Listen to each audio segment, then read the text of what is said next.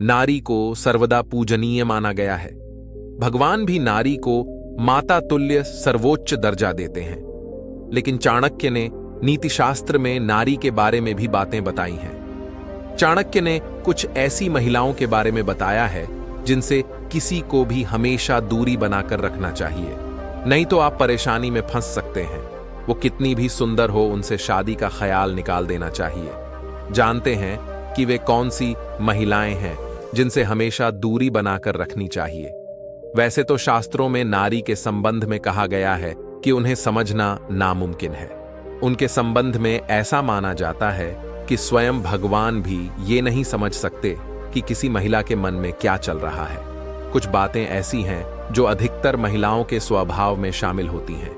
ये बातें कौन कौन सी हैं इस संबंध में आचार्य चाणक्य ने अपने ग्रंथ चाणक्य नीति में बताया है। ज्यादातर स्त्रियां बात बात पर झूठ बोलती हैं। झूठ बोलने के स्वभाव के कारण वे कई बार मुसीबत में भी फंस जाती हैं।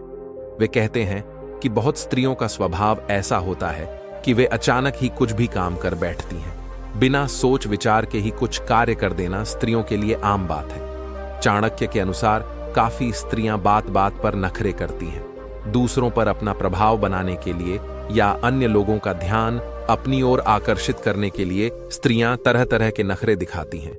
कुछ महिलाएं अति आत्मविश्वास के चलते मुखरतापूर्ण कार्य कर देती हैं। ऐसे में उन्हें कई परेशानियों का सामना करना पड़ता है।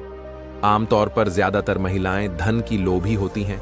उन्हें धन और स्वर्ण के प्रति खास लगाव रहता है। धन लालच में कुछ स्त्रियां सही गलत का भेद भूल जाती हैं। जो नारी एक से अधिक पुरुषों से संबंध रखती हो, ऐसी स्त्री से हमेशा दूर रहना चाहिए।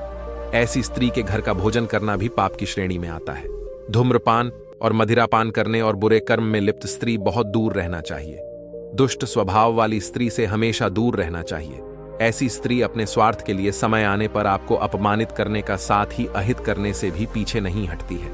ऐसी स्त्री आपका सर्वनाश कर सकती है, इसलिए कभी भी ऐसी स्त्री के साथ नहीं रहना चाहिए। भारत के इतिहास में आचार्य चाणक्य का महत्वपूर्ण स्थान है। एक समय जब भारत छोटे छोटे राज्यों में विभाजित था और विदेशी शासक सिकंदर भारत पर आक्रमण करने के लिए भारतीय सीमा तक आ पहुंचा था, तब चाणक्य ने अपनी नीतियों से भारत की रक्षा की थी। चाणक्य ने अपने प्रयासों और अपनी नीतियों के बल पर एक सामान्य बालक चंद्रगुप्त को भारत का सम्राट बनाया, जो आगे चलकर चंद्रगुप्त मौर्य के नाम से प्रसिद्ध हुए और अखंड भारत का निर्माण किया। चाणक्य के काल में पाटलिपुत्र, वर्तमान में पटना, बहुत शक्तिशाली राज्य मगध की राजधानी था। उस समय नंद वंश का साम्राज्य था और राजा था धनानंद। कुछ लोग इस राज्य